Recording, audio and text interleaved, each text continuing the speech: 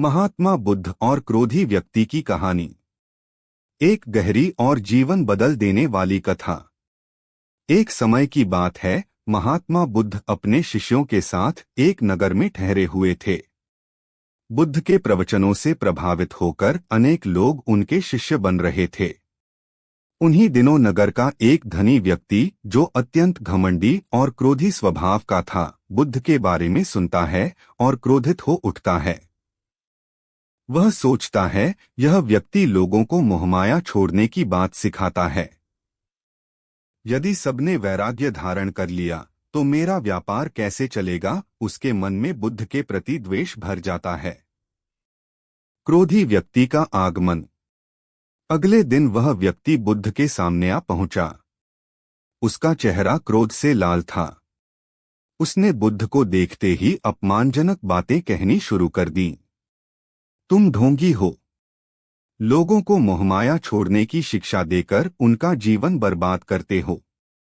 बुद्ध शांत भाव से बैठे रहे। उनके मुख पर मुस्कान बनी रही।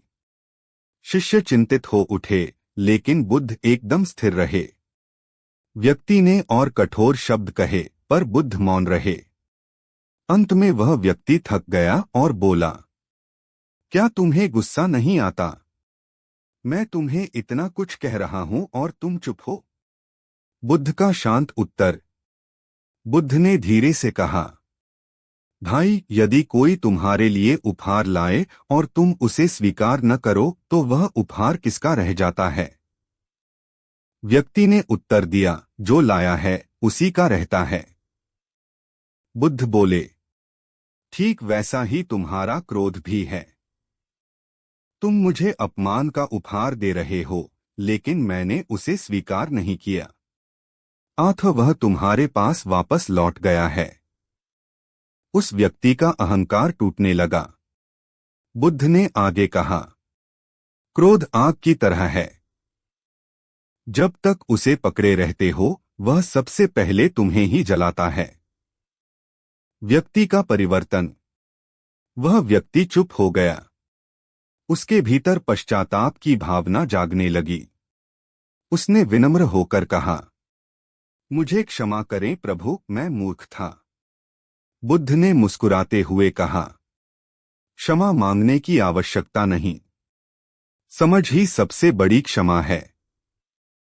स्वयं को समझना ही ज्ञान है। व्यक्ति बुद्ध के चरणों में झुक गया। उसी क्षण उसका क्रोध अहंकार में बदलकर करुणा और श्रद्धा में परिवर्तित हो गया। कहानी की गहराई। उस दिन के बाद उसने न केवल बुद्ध की शिक्षा स्वीकार की, बल्कि नगर में बुद्ध का संदेश फैलाने लगा।